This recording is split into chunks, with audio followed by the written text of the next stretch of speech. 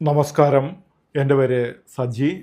ഞാൻ ദയാവിഷൻ school of distance education സെൻറ്ററിൻ്റെ ഡയറക്ടറാണ്.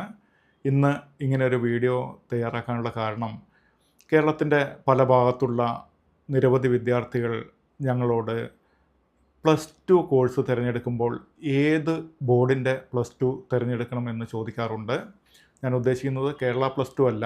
കേരള +2 പഠിക്കാൻ സാധിക്കാതെ വന്ന പലരും, ചില ജീവിത സാഹചര്യം കൊണ്ട് അന്ന് പഠിക്കാൻ പറ്റാത്ത പലരും വീണ്ടും ഒരു ഷോർട്ട് ടൈം +2 സെലക്ട് ചെയ്യുമ്പോൾ ഏത് തിരഞ്ഞെടുക്കണം എന്നതിനെക്കുറിച്ച് കൺഫ്യൂഷൻ ഉണ്ടാകുന്നതായി പറയുന്നുണ്ട്. ഇവിടെ പ്രധാനമായിട്ടും നമ്മൾ ശ്രദ്ധിക്കേണ്ട ഒരു കാര്യം, നമ്മൾക്ക് എന്താണ് ആവശ്യം എന്നുള്ളതാണ്.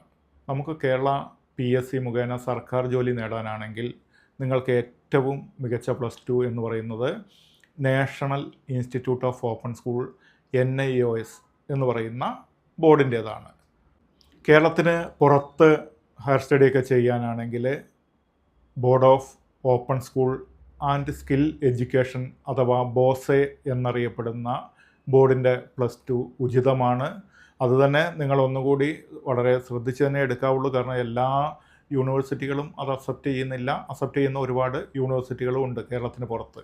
കേരളത്തിൽ തന്നെ കണ്ണൂർ യൂണിവേഴ്സിറ്റി BOSEയുടെ സർട്ടിഫിക്കറ്റ് വെച്ച് ഉപരിപഠനത്തിന് വാല്യൂ കൊടുക്കുന്നുണ്ട് എന്നാണ് ഞാൻ മനസ്സിലാക്കുന്നത്. എന്നാൽ NIOSൻ്റെ സർട്ടിഫിക്കറ്റ് നിങ്ങൾക്ക് ഇന്ത്യയിൽ എവിടെ വേണമെങ്കിലും ഉയർന്ന പഠനം നടത്താൻ വാല്യൂ ഉള്ള സർട്ടിഫിക്കറ്റാണ്. അതായത് നിങ്ങളുടെ പഠനത്തിന് യാതൊരുവിധ തടസ്സങ്ങളും വരുന്നില്ല. അതുപോലെ കേരള PSC മുഖേന സർക്കാർ ജോലി നേടാനും തടസ്സം വരുന്നില്ല.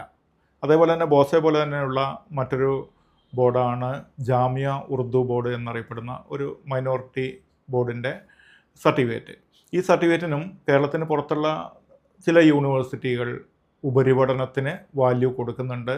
എന്നാൽ കേരളത്തിൽ ഇന്ന് ഞാൻ ഈ വീഡിയോ തയ്യാറാക്കുന്ന അന്ന് വരെ, ഈ 2026 ജനുവരി 13 ഈ വീഡിയോ തയ്യാറാക്കുന്നത്, ഇന്ന് വരെ അംഗീകാരം വന്നിട്ടില്ല. ഭാവിയിലേക്ക് വരും എന്ന് നമുക്ക് പ്രതീക്ഷിക്കാം.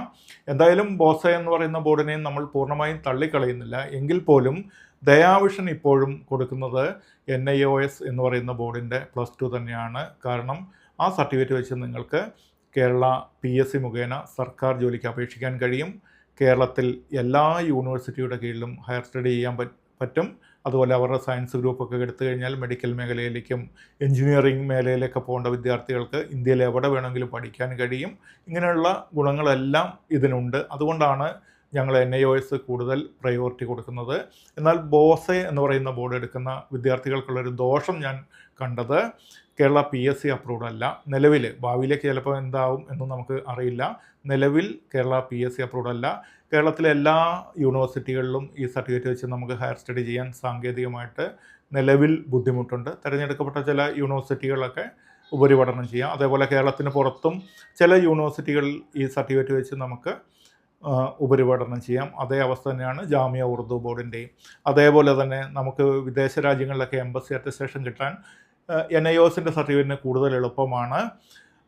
ഞാൻ പറഞ്ഞ മറ്റ് 2 ബോർഡുകളും ഒരുവിധം രാഷ്ട്രങ്ങളിലെല്ലാം ഇപ്പോൾ അറ്റസ്റ്റേഷൻ കിട്ടുന്നുണ്ട്. എന്നാൽ NIOSൻ്റെ അത്ര സുതാര്യമല്ല.